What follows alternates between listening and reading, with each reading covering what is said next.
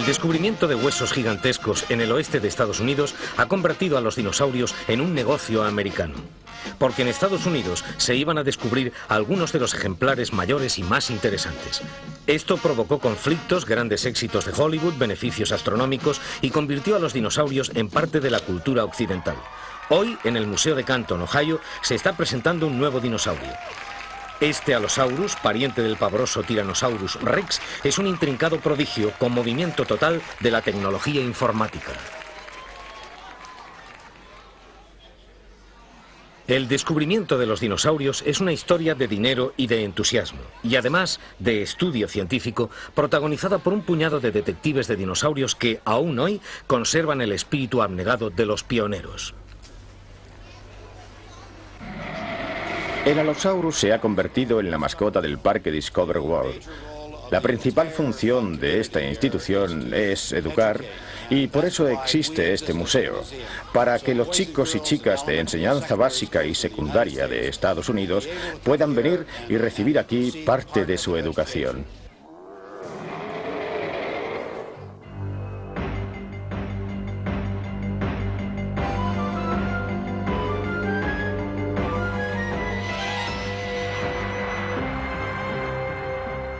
Dinosaurios.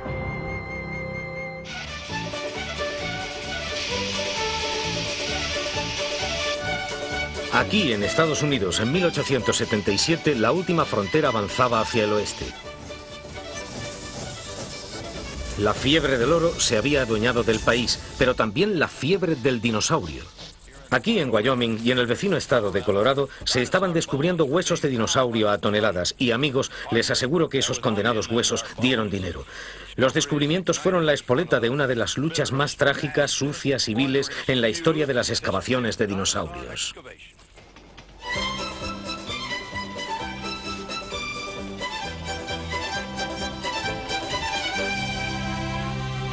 La historia de un hueso. Primera parte. La apertura de la frontera del oeste a los buscadores de oro y cazadores de dinosaurios planteaba un problema a los buscadores de fama y fortuna.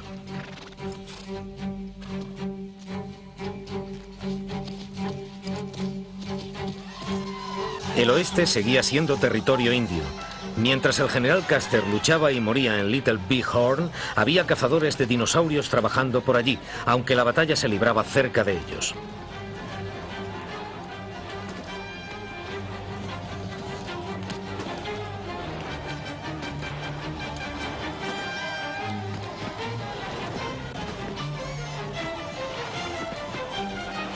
Recorrían zonas próximas a la batalla para llevarse los restos de un dinosaurio antes de que un rival pudiera llegar al escenario.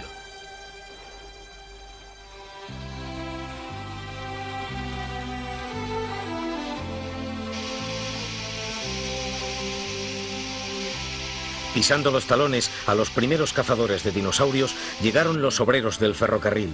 También ellos encontraron huesos gigantescos a millares a medida que el caballo de hierro se abría paso por el rocoso territorio del Medio Oeste. Aquí en Como Bluff, Wyoming, los paleontólogos, los detectives de dinosaurios, siguen buscando dinosaurios fósiles. Cada nuevo hallazgo aporta más pistas sobre los dinosaurios y su modo de vida. Bob Baker, un moderno detective de dinosaurios, ha seguido los pasos de los primeros pioneros. Le impulsa el mismo espíritu y la misma sed de conocimiento que tenían aquellos hace más de un siglo. Creo que el secreto está en el espíritu de aquella época. Cuando el ferrocarril se abrió paso hasta aquí y llegaron los topógrafos, había la sensación de que esto era la frontera. No solo la frontera política o económica, esta era la frontera científica. ¿Cómo sabían los obreros del ferrocarril de entonces que lo que encontraban eran huesos de dinosaurios? No lo sabían. Cuando hallaron los primeros huesos gigantes aquí en Como, pensaban que las rocas eran mucho más recientes de lo que son en realidad.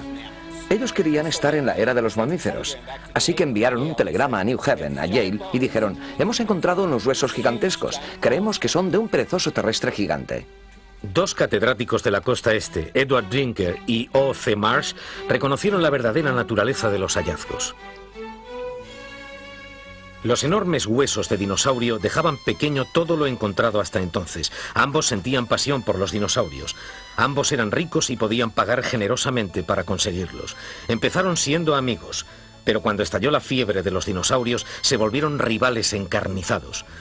Ambos utilizaron su dinero y su ambición para superar al otro. Fue una simple rivalidad hasta 1877, cuando Marsh consiguió la abrumadora cantidad de 30 toneladas de dinosaurios. Había estallado la Guerra de los Huesos. Dieron a conocer sus descubrimientos en el este. ¿Había competencia entre ellos? ¿Hablabas de rivalidad? Increíble hasta extremos increíbles. Los dos hombres, el profesor Cobb en Filadelfia y el profesor Marsh en New Haven, querían los huesos encontrados aquí. Marsh llegó el primero y sus hombres repasaron como Bluff de arriba abajo y consiguieron, como ya he dicho, los huesos fáciles, pero muchos y buenos. Tanto para Cobb como para Marsh era una lucha hasta el fin. Ninguno estaba dispuesto a ver que un buen ejemplar caía en manos del otro. Destruirían sus hallazgos antes que dejar que su rival se apoderara de ellos. Aún se cuenta que ambos ordenaron a sus secuaces que robaran hallazgos de sus rivales y que lo que no pudieran robar lo destruyeran. Cobb contrató a dos cuatreros para que robaran un dinosaurio, los hermanos Hubble. Bajaron por el risco mientras los hombres de Marsh estaban en aquel extremo. Los cuatreros de Cobb bajaron por el otro extremo y se llevaron un dinosaurio, pero uno bueno. Es el gran carnívoro que está expuesto en Nueva York, el Allosaurus. Bob, ¿hubo algún muerto en estas guerras de los dinosaurios? No creo que de verdad se tiraran con bala, excepto por escrito. Si se pudiera demandar a alguien por difamación científica, es lo que habrían hecho. Al final de la Guerra de los Huesos, Cobb y Marsh habían reunido y dado nombre, entre los dos, a más de 120 especies nuevas de dinosaurios. En Como Bluff hallaron pequeños herbívoros como el Dryosaurus y el Laosaurus. Otros mayores como el acorazado Stegosaurus. Y los gigantes, el Diplodocus y el Apatosaurus. Y también había carnívoros, el Ceratosaurus y el gigantesco Allosaurus. Ningún herbívoro, por grande que fuera, estaba a salvo de ellos. Los dinosaurios americanos se habían dado a conocer. La fiebre de los dinosaurios que habían alimentado Cobb y Marsh duró 12 años de frenética actividad, intensificada hasta el límite por la escasez de esqueletos completos. Aún hoy, las posibilidades de encontrar un esqueleto importante son escasas. Para que un dinosaurio se conserve durante millones de años, hace falta mucha suerte. Como geóloga, Christine Turner comprende muy bien las escasas probabilidades. Para que lo entendamos, fingirá ser un dinosaurio y nos contará cómo murió, quedó enterrado y finalmente resurgió como fósil en nuestros días. Yo era un dinosaurio que bajaba por las orillas de un río, pero quizá me ahogué intentando cruzar el río, o quizá me mató un depredador. Tal vez sucumbí durante una sequía, pero en cualquier caso me quedé desmembrado. Mis huesos se dispersaron y ahora soy un hueso, el fémur. Muy bien, ahora soy un hueso de dinosaurio. Quedé encallado en este banco de arena durante un fuerte temporal que arrastró el hueso río abajo con la repentina inundación y me llevó hasta la orilla y encallé en este banco de arena. Con el tiempo, con las aguas que crecían y menguaban, la arena se fue depositando encima de mí y me enterró. Después se fueron depositando sobre mí nuevas capas y más capas, hasta que finalmente me encontré a 2.500 metros de profundidad. ¿Cómo conseguí salir a la superficie? Tras esta fase de sedimentación, vino un periodo de plegamientos y formación de montañas. Y mientras el río se abría paso a través de la montaña y creaba los cañones, erosionó también la capa en la que se encontraba el hueso de dinosaurio, que así quedó expuesto. En varios sitios, los restos de dinosaurio siguen siendo un tesoro enterrado. En algunos hay tantos huesos que los han dejado allí y les han construido un museo alrededor. A mi espalda vemos la superficie de un banco de arena de hace 150 millones de años, en sus orígenes horizontal y ahora inclinado hacia arriba y hundido hacia el sur. Y diseminados por el banco de arena hay restos de entre 10 y 12 especies de dinosaurios distintas. Los dinosaurios más comunes aquí son los brontosaurios, herbívoros enormes con el cuello y la cola muy largos. Pero también hay dos dinosaurios carnívoros conocidos, el gran Allosaurus y otro carnívoro un poco más pequeño, el Ceratosaurus. Estos depósitos, con toda su riqueza, son solo un fugaz atisbo del largo reinado de los dinosaurios. Con el paso del tiempo, unos 150 millones de años, aparecieron nuevas especies y desaparecieron. Descifrar sus huellas no es tarea fácil para los cazadores de dinosaurios modernos. ¿Cómo encaja cada uno de los dinosaurios encontrados aquí en el esquema general mundial? Esa es una buena pregunta. Aquí tengo un gráfico que lo ilustrará. A mi modo de ver, toda la historia de los dinosaurios es como tener algunos fotogramas sueltos de una larga película. En Como Bluff hay muchos estratos sucesivos, cada uno con sus dinosaurios respectivos. Es como ver breves secuencias de una película sobre cómo los dinosaurios aparecieron, prosperaron y se extinguieron. En ningún lugar del mundo se encuentra la historia completa de los dinosaurios. Ni siquiera se encuentra la historia completa de una sola familia de dinosaurios. Solo hay secuencias breves pero interesantes de huellas y fósiles. ¿Cuántos millones de años hay representados desde la base hasta arriba? Es una pregunta difícil. Aún no tenemos una datación radiactiva que nos ofrezca una fecha concreta. Pero comparando los fósiles que hay en la base de esta sección y los de arriba, se obtienen unos 10 millones de años desde donde nos encontramos hasta esos estratos oscuros. De modo que toda esta historia de éxito, extinción y sustitución está representada por, redondeando, unos 2 millones de generaciones de dinosaurios en 10 millones de años cronológicos. ¿Te has imaginado mentalmente qué aspecto tendría todo esto en aquella época? Sí, sí. Antes de empezar a trabajar aquí, se pensaba que esto había sido una especie de gigantesco pantano como la cuenca del Amazonas o la del río Congo o como la zona de Nueva Jersey donde me crié. Solo pantanos y terreno encharcado. Pero cuando estudiamos los peces, los únicos peces frecuentes eran dimnos. Y los dimnos pueden respirar aire durante la estación seca. Las tortugas eran pequeñas. Si esto hubiera sido un pantano gigante, habría habido tortugas grandes. Y encontramos pequeños aglomerados de roca, como este, cementados con cal. Y estos aglomerados de cal se forman en el suelo durante la estación seca. Por eso sabemos ahora que la idea que se tenía estaba equivocada. Esto no era un pantano, era una gigantesca llanura aluvial con una larga estación seca, quizá como las de Australia o la India actuales.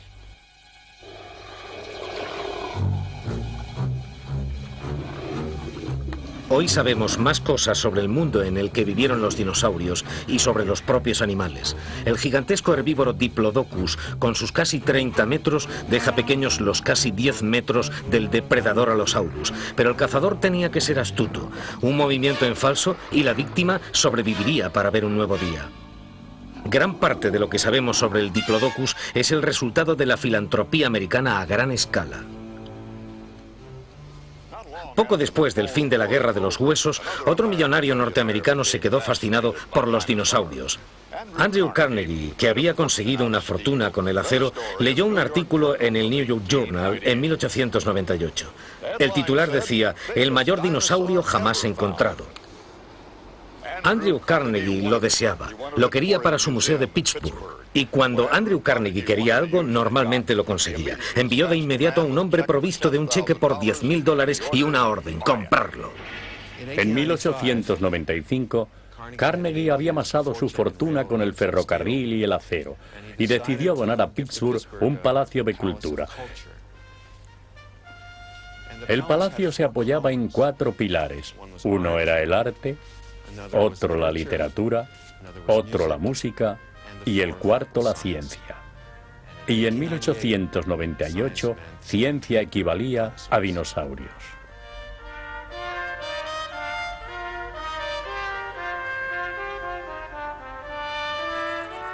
Con su dinero, Carnegie atrajo a los mejores cazadores de huesos del momento, pero por mucho que investigaban, no parecía que fueran a desenterrar el esqueleto que tanto ansiaba.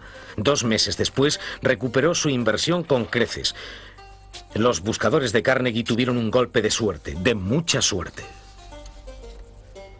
Esto fue lo que encontraron, un gigantesco hueso del dedo de un dinosaurio que sobresalía de la roca. Y se fueron animando cada vez más, porque cuando empezaron a excavar la roca alrededor del hueso del dedo, descubrieron que el dedo estaba unido a los huesos del tobillo y que el tobillo estaba unido a la espinilla del dinosaurio.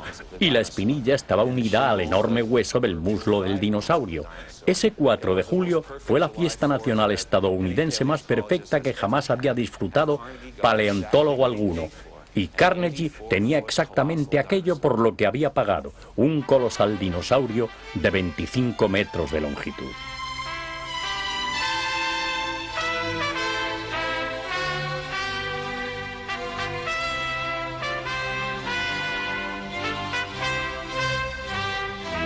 Llamó al dinosaurio Barras y Estrellas por haber sido encontrado un 4 de julio, el día de la independencia de Estados Unidos. Este dinosaurio, un Diplodocus, dio que hablar no solo en Pittsburgh y en todo Norteamérica, sino en todo el mundo.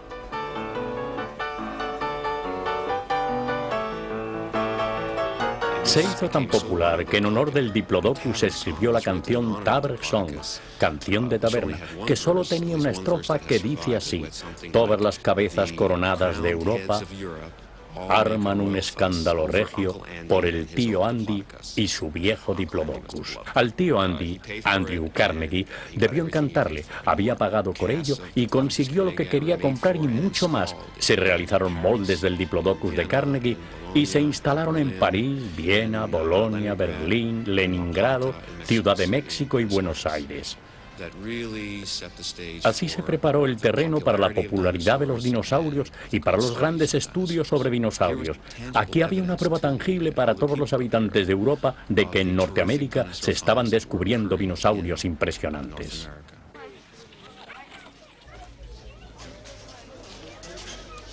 Los enormes huesos de los gigantescos dinosaurios no inspiraron solamente a los museos. Con el cambio de siglo, las imágenes animadas, el cine, empezaban a despegar.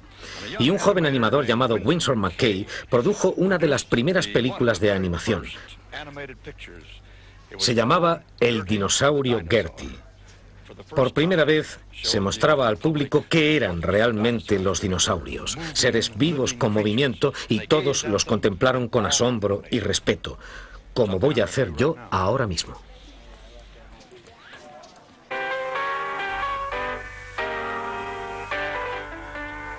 Vamos, Sal, Gertie, y haz una bonita reverencia.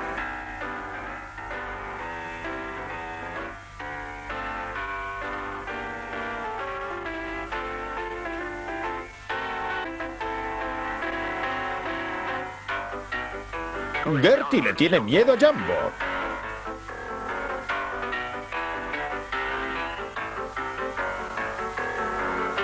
Ahora Gertie demostrará que a mí no me tiene miedo y me llevará a cuestas. ¡Alejop! En todas partes el público se quedó hechizado con el dinosaurio Gertie.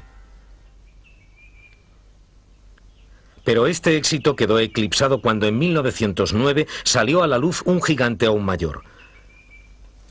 Una expedición alemana encontró en África Oriental un dinosaurio tan grande que fácilmente habría podido mirar por encima de un edificio de 4 pisos.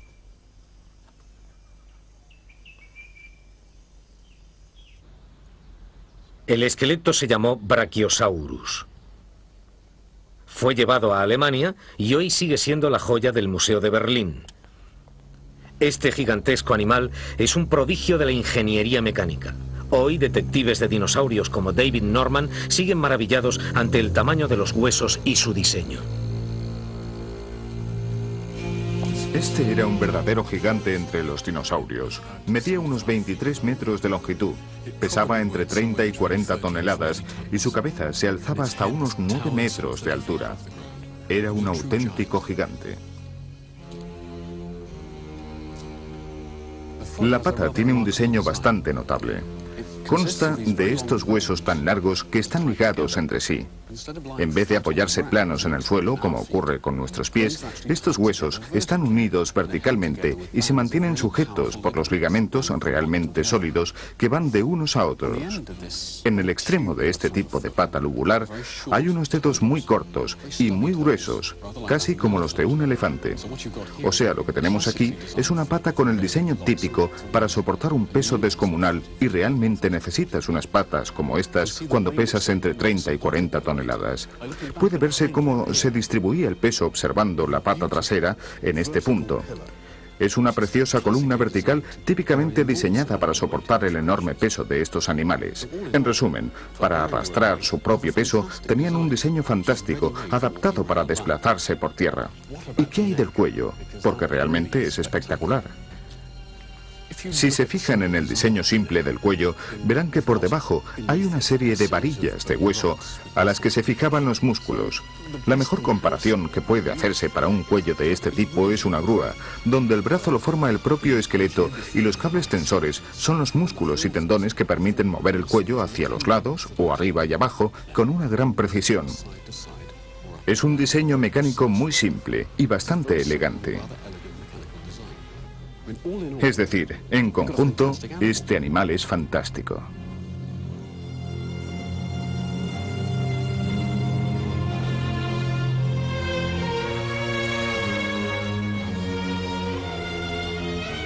Brachiosaurus significa lagarto brazo. Debe su nombre a la extraordinaria longitud de sus patas delanteras, hasta 4,5 metros. Estas patas le permitían adoptar la postura de las jirafas, ideal para llegar hasta las copas de los árboles donde crece la vegetación que desgajaba con sus cortantes dientes.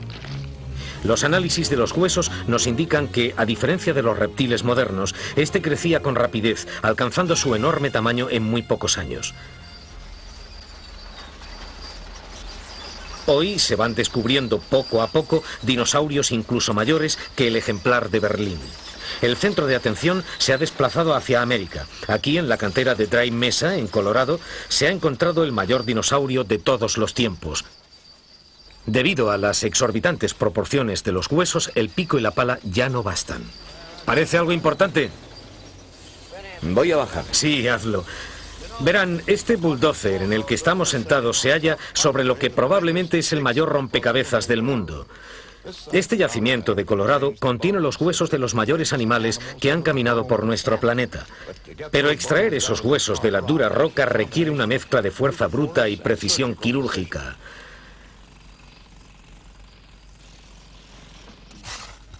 Ken, ¿cuál es el proceso para extraer los huesos de esta roca tan dura? Primero traemos una excavadora hasta aquí y retiramos todos los estratos superfluos. Así nos acercamos lo más posible a la parte superior de nuestro estrato. Entonces empezamos con herramientas de aire comprimido. Tenemos martillos neumáticos grandes, medianos y pequeños, principalmente solo para retirar la roca.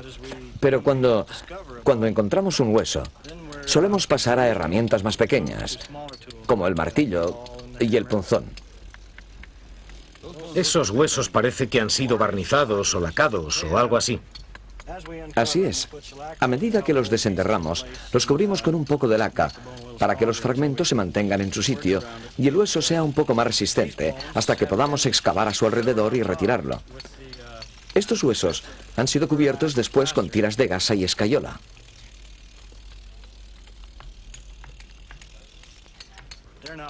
Ya están listos para extraerlos y darles la vuelta, de modo que podamos cubrir la parte inferior. Y entonces tendrán todo un envoltorio completo como este. Este está preparado para cargarlo en el camión y transportarlo hasta la universidad. El doctor Wade Miller es el actual director del Museo de Ciencias de la Tierra de la Universidad Brigham Young. Doctor, ¿qué tamaño pueden alcanzar todos esos huesos que están encontrando ustedes por aquí? Los dinosaurios que están apareciendo en esta cantera son, quizá no todos, pero sí algunos, son mayores que cualquier otro que se haya encontrado en el mundo. Por eso estamos tan entusiasmados con este yacimiento. Este, al que se ha llamado Supersaurus, medía entre 37 y 40 metros de longitud, es decir, unos 10 metros más que un Diplodocus, y proporcionalmente mucho mayor en volumen. Es un dinosaurio inmenso. Lo que hemos descubierto es que este dinosaurio está hueco.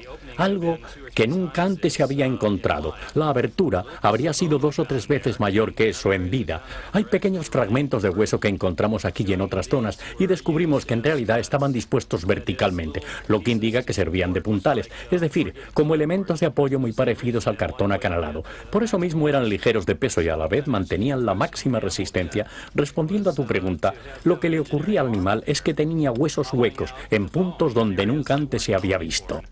En otras palabras, se puede tener una estructura ósea bastante ligera y a la vez ser un animal muy pesado. Correcto. Esto es solo una prueba más del hecho de que la paleontología es realmente un trabajo de detectives.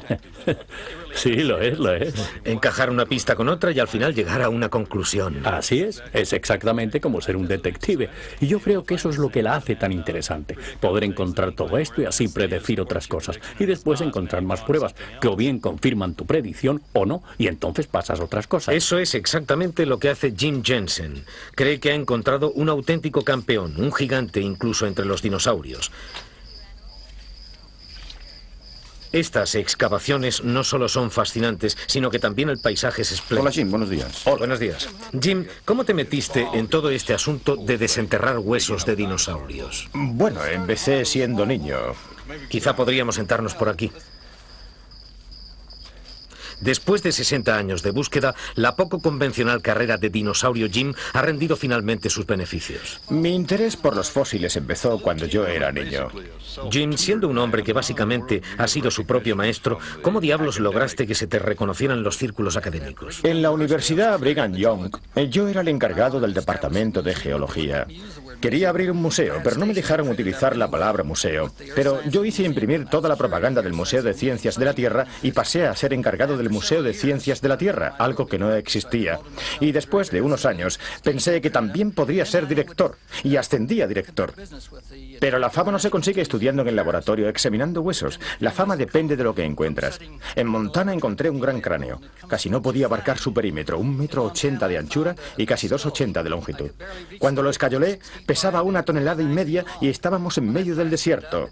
Así que, ¿cómo lo saqué de allí? Bueno, yo había trabajado como estibador, cargando grandes fardos. Había sido conductor de camión y sabía cómo derribar una valla, por lo que no tuve problemas para sacarlo.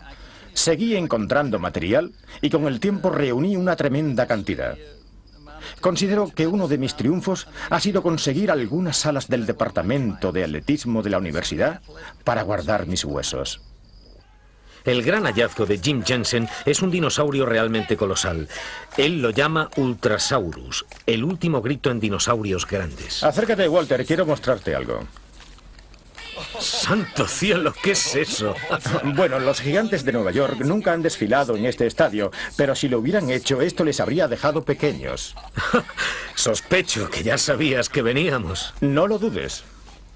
Para montarlo de pie necesita un estadio universitario de 60.000 localidades, aunque por ahora solo ha encontrado una pata y una paletilla.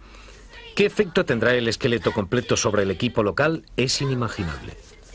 Lo que no consigo imaginar, Jim, es cómo adivinaste el aspecto que debería tener esta pata de dinosaurio.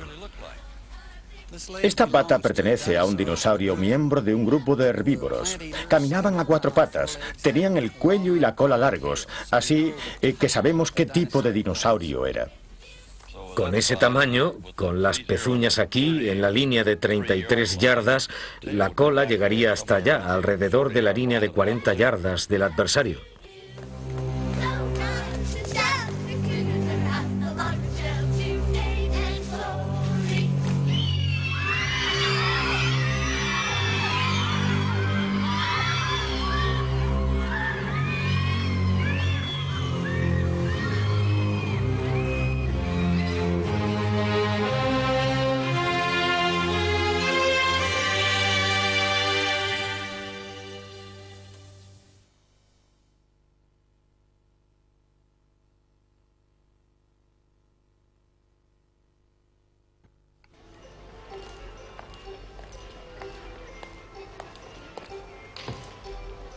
La historia de un hueso. Segunda parte. Aunque los dinosaurios se extinguieron hace 65 millones de años, nadie lo diría en el mayor establecimiento de juguetes de Nueva York. Aquí, los dinosaurios son un gran negocio que genera millones en ventas y hechiza a niños de todas las edades. Caramelos, globos, camisetas, pida lo que quiera y alguien le añadirá un dinosaurio. ¡Te mataré! ¡Wow! No, vas a hacer que se despeñe por el risco. ¡Mira las patas traseras! ¡Qué grandes! Los aplastará a todos, es demasiado grande. Un Tyrannosaurus Rex, ese es el problema. Por eso le llaman Rex. ¡Son fantásticos! Se podría creer que no es posible idear nada nuevo sobre dinosaurios. Bueno, un tipo lo hizo. Era diseñador de juguetes y buscaba algo nuevo para sus hijos por Navidad. Les preguntó a ellos y resultó un fabuloso negocio que ha asombrado a toda la industria del juguete en Estados Unidos. En 1985, Jim Alley necesitaba un golpe maestro. Los juguetes eran un negocio desastroso. La depresión ya había llegado para él. Al día siguiente de Navidad, mis hijos habían recibido robots suficientes para hartarse toda la vida. Y yo sabía que buscaba. Estaba buscando qué sería lo próximo que emocionaría realmente a los niños. Y pensé, ¿con qué tema no juegan los niños porque no tienen ningún juguete para ello? Y de repente se me ocurrió que mis hijos, y cuando yo era pequeño lo mismo, a todo el mundo le gustan los dinosaurios. Y los niños necesitaban juguetes que fueran dinosaurios. Pero no puedes darle a un niño un par de dinosaurios para que juegue. Tienes que darle una razón para jugar con dinosaurios. Y se me ocurrió la idea de los Dino Riders. Bueno, estos muñecos están hechos a la escala exacta de los dinosaurios. Sí, sí, así es. Estos miden 1,50 por 3 metros. Y es el tamaño que tendría el dinosaurio real. Así es como notamos lo grandes que eran. De acuerdo. Y todos los dinosaurios están hechos a la misma escala en relación los unos con los otros. Sí, es verdad. De acuerdo, muy bien. Confío en que los buenos tengan un arma tan eficaz como la de los malos. Nos proyectó a la escena internacional. Era algo muy grande para nosotros en Estados Unidos. Desarrollamos un programa de televisión que se emitía con Dino Riders. Fuimos la primera empresa de juguetes en vender cintas de vídeo para promocionar nuestra línea de productos. Nos convirtió en una empresa de gran peso. A los niños les encantan los Dino Riders. Es un concepto que ha podido ser interpretado en todo el mundo, porque todos los niños tienen esas fantasías sobre dinosaurios y existieron de verdad. En cierto sentido son místicos, dan un poco de miedo, pero son grandes y reales y en verdad muy emocionantes. Has viajado mucho para morir, entrometido. ¡Arriba! ¿Buscas a alguien, amigo? ¡Volveré, entrometido! Los Dino Riders están aquí.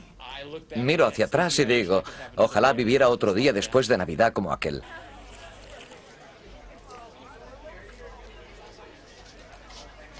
Bueno, los magnates del cine también encontraron una manera de sacar dinero de los dinosaurios. Innumerables películas desde King Kong hasta Fantasía excitaron la imaginación en todo el mundo. Sobre todo se utilizaban los agresivos carnívoros para aterrorizar al público, con frecuencia persiguiendo a jovencitas apetitosas. El hecho de que los dinosaurios desaparecieran de la faz de la Tierra 64 millones de años antes de que apareciera el hombre no iba a ser un obstáculo para un buen guión.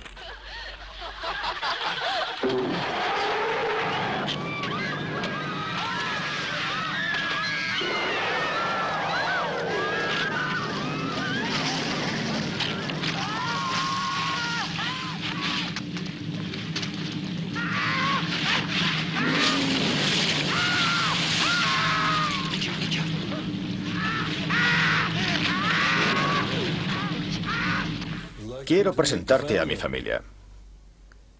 Ray Harryhausen es el gran padre de los efectos especiales, sobre todo con dinosaurios. Aquí tenemos al Allosaurus y al Pterodáctilo, que se llevaron a Raquel Welch.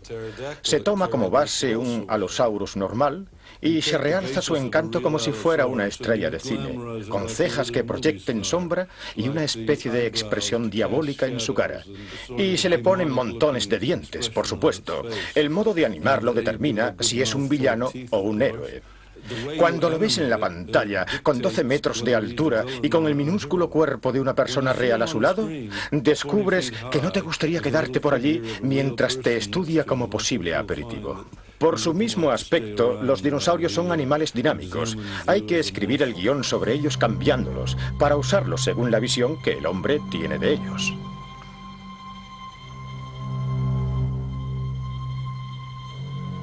No hacemos una película para académicos. Porque ellos no suelen ir a ver este tipo de películas. Hacemos las películas para entretener al público. Por eso nos tomamos ciertas libertades. Pero la clave está en hacerlos lo más exactos posible.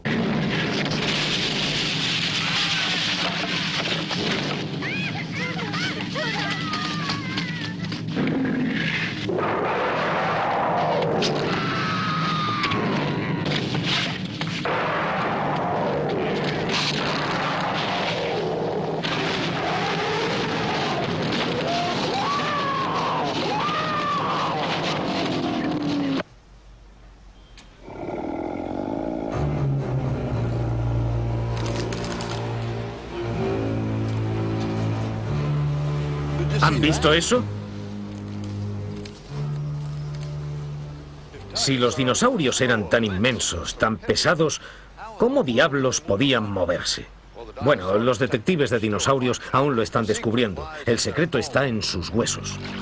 Enormes, sí, pero muy bien diseñados. Eran auténticas maravillas del reino animal. A pesar de sus casi 30 metros de longitud, el Diplodocus se movía armoniosa y eficazmente por tierra. Desplazaba sus largas patas, rectas como columnas, en cómodas zancadas. El cuello y la cola, sostenidos por potentes tendones que recorrían todo su espinazo, equilibraban el cuerpo mientras se movía. Estas pistas fueron confirmadas cuando en 1980 los detectives de dinosaurios empezaron a seguir de nuevo otra pista policial olvidada durante 30 años. En Colorado, unas enormes huellas de dinosaurio atrajeron la mirada de Locklear. En este punto, las huellas que dejó un rebaño de grandes dinosaurios al pasar por esta llanura lodosa han quedado detenidas en el tiempo. El lodo se endureció cocido por el sol y después se convirtió en roca. Y millones de años más tarde, las huellas quedaron expuestas en el lecho de un río. Locklear está convencido de que estas huellas nos dan pistas sobre cómo se desplazaban los dinosaurios cuando vivían. Bueno, lo que hay a nuestro alrededor es una serie de rastros de brontosaurio que corren paralelos. Estos 5 animales iban en esa dirección y en grupo. Estos son las grandes patas traseras y esto las pequeñas patas delanteras. Aquí hay por lo menos 5 animales de casi el mismo tamaño, un grupo de subadultos que iban juntos probablemente en rebaño. Esto es la huella de la inmensa pata trasera del brontosaurio y esta es la pequeña huella, casi en forma de pezuña, de la pata delantera. Y al caminar, donde se marca la huella de la pata delantera y la gran pata trasera, la sigue inmediatamente y casi pisa en el mismo sitio. Se distingue la huella del talón de la pata delantera. Un animal de 4 patas tiene por lo menos 2 maneras distintas de caminar. Una es que mueva las patas alternas, es decir, la delantera izquierda y la trasera derecha. Así, y luego así, y luego así, y luego así. La otra manera de caminar es mover las 2 patas de un lado así, de modo que avanzaban así, y luego así, y luego así, y luego así, y así sucesivamente. Por cierto, creo que los animales grandes como el hipopótamo, el rinoceronte y el elefante se prestan bien a una comparación con los grandes dinosaurios cuadrúpedos como el brontosaurio y el triceratops.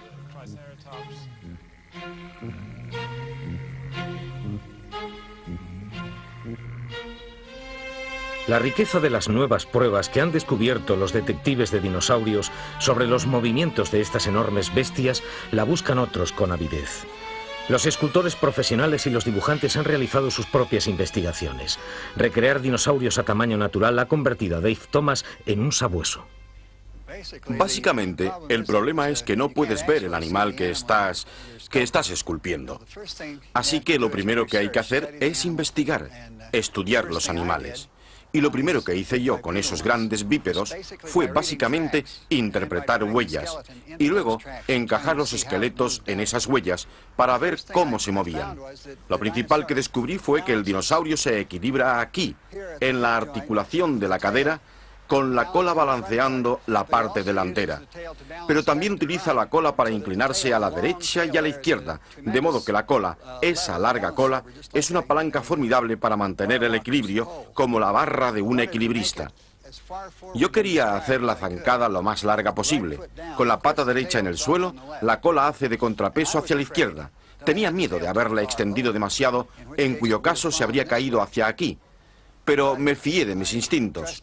Montamos todas las piezas, las soldamos, lo levantamos con una grúa y lo pusimos de pie.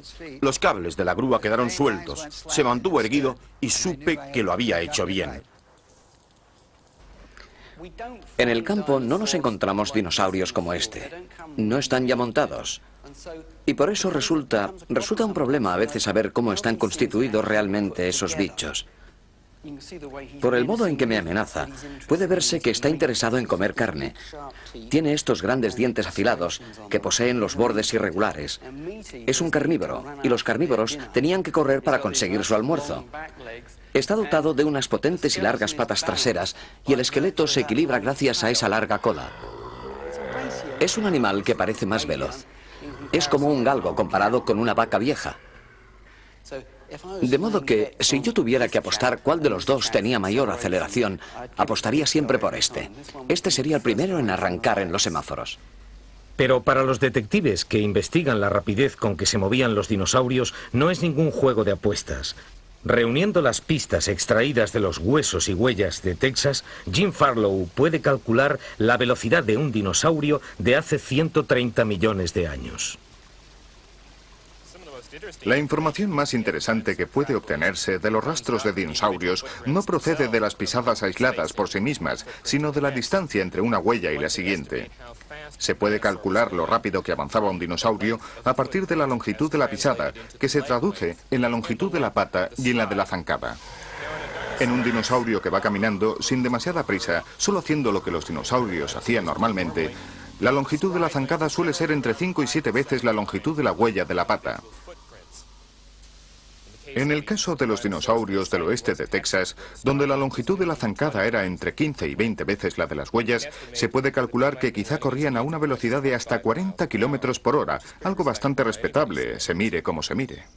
Jim Farlow cree que velocidades como esta tienen un equivalente directo en los animales actuales. El emú es una veloz ave corredora y deja una huella idéntica a los rastros encontrados en Texas. Nos interesan los animales como este porque el emú es la mayor ave corredora viviente. A veces me parece, en las reconstrucciones de dinosaurios de algunos artistas, que les hacen la cara demasiado parecida a la de los mamíferos. Pero si miras la cara de un lagarto, de un cocodrilo o de un emú, hay algo extraño en ellos, algo distinto de los mamíferos. Por eso, cuando miro la cara de este amigo, no puedo evitar ver más allá de las plumas y casi creo que estoy mirando la cara de un dinosaurio. Espero que tuvieran esta especie de... esa crueldad, esa mirada implacable. Es difícil explicar con palabras lo que veo, pero casi me parece sentir que he penetrado fugazmente en la psicología de un dinosaurio, mirando a la cara a un ave como esta. Para imaginarnos dinosaurios veloces, necesitamos comparaciones directas como esa. Mientras los detectives de dinosaurios aportan las pruebas, los artistas que trabajan con ellos utilizan su imaginación visual para encarnar a los dinosaurios en acción. Nos sentamos a una mesa, todo el equipo del Departamento de Paleontología, y hablamos de estos animales y de lo que creemos que hacían y de lo que cree Dale y qué siente respecto a ese animal. Y así obtengo una sensación de cómo visualiza él a este animal.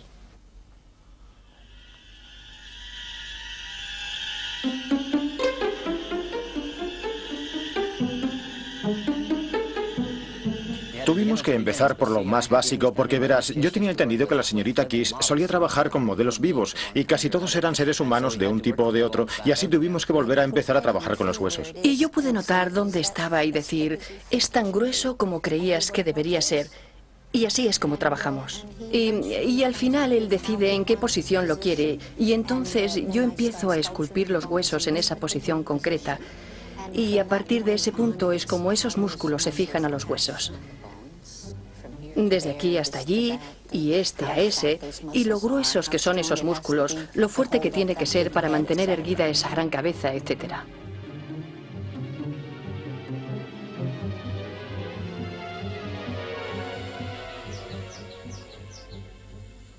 Hace 3 años se encontraron en Sudamérica los huesos de un Carnotaurus, toro carnívoro, llamado así por sus cuernos de toro y sus hábitos depredadores. Con casi 11 metros y 2 toneladas de peso, lo más emocionante para el artista Stephen Cercas era que con él habían encontrado perfectamente conservadas las marcas de su piel. Para Cercas fue el hallazgo de su vida. Aquí tenemos una situación única en la que en vez de restaurar un animal de cuyo aspecto externo no tenemos ni idea, no solo se encontraron los huesos, sino también impresiones reales de la piel, en parches repartidos por todo el cuerpo, desde el cráneo hasta la cola. Uno de los descubrimientos más emocionantes es la piel. La hemos encontrado en el cráneo y también en otras partes del cuerpo. Es la primera vez que tenemos piel real conservada que muestra el aspecto que pudo tener un dinosaurio.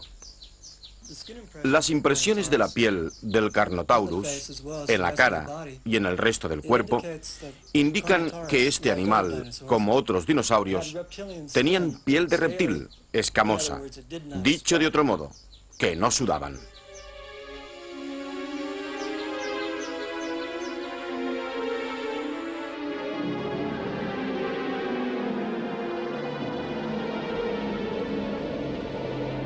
Y no pasó mucho tiempo antes de que la mayoría de las nuevas pruebas, tan penosamente recopiladas por los detectives de dinosaurios, alcanzaran un mercado más comercial. Se ha cambiado el envoltorio de los dinosaurios. En los museos, los huesos se van recubriendo de carne y de piel. Estas exposiciones ambulantes de dinosaurios atraen a numeroso público y rinden grandes beneficios, tanto a los museos como a sus socios comerciales. Ha cambiado espectacularmente, ¿no cree? La idea se me ocurrió hacia 1982, a mediados del 82.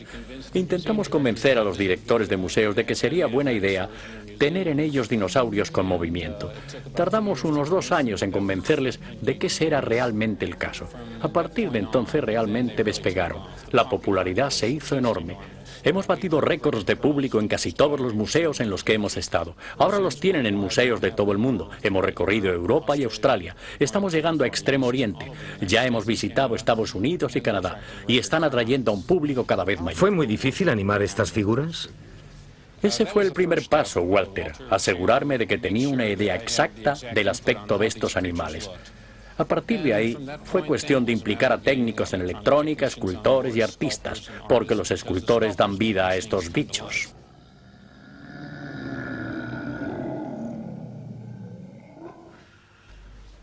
Lo triste es que la cantidad de comercialización que rodea el tema de los dinosaurios es como una espada de 2 filos.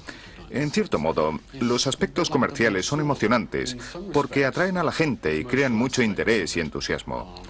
Pero, por otra parte, siempre existe el peligro de que el interés, la verdadera ciencia, pueda ser trivializada, que, al final, el gerente del parque temático o el director de los grandes almacenes no se interese por la ciencia. Se interesará más por la imagen terrorífica que los clientes quieren ver. Se saltarán los detalles y solo se preocuparán por la imagen. Eso sería vender la ciencia por 4 chavos. En nuestros días, cuando los fondos son muy limitados y muy restrictivos, especialmente para investigación en la universidad y los museos, necesitamos realmente más apoyo, quizá desde la vertiente comercial. Así se podrá fomentar este tipo de investigación y se conseguirá que los nuevos descubrimientos resulten tan animados y tan vigorosos como lo fueron en el pasado. Bajo este estadio universitario de fútbol americano yacen 100 toneladas de huesos de dinosaurio. Llevan acumulando polvo desde 1962. Privados de fondos, los detectives de dinosaurios no pueden desvelar los secretos de los huesos desenterrados hace más de 30 años. ¿Tan importante es la restricción de fondos hoy? ¿Cuánto nos cuesta la falta de información que de otro modo obtendríamos? Bueno, la paleontología, desenterrar dinosaurios, es una ciencia increíblemente barata, de verdad. No se necesitan 1.600 millones de dólares por brontosaurio. Y aunque es ciencia pura, ciertamente ofrece una enorme satisfacción a millones y millones de personas. No se me ocurren muchos otros temas aparte de los dinosaurios que interesen tanto a todas las edades y clases sociales. A la gente le encanta pensar en dinosaurios. No hay fondos suficientes para este tipo de ciencia, ciencia que solo estimula la mente humana. Antes eran individuos particulares quienes financiaban las excavaciones. Andrew Carnegie se gastó unos $200.000 para conseguir un magnífico Diplodocus en Sheep Creek, y los hombres de Marsh y Cobb tuvieron financiación privada.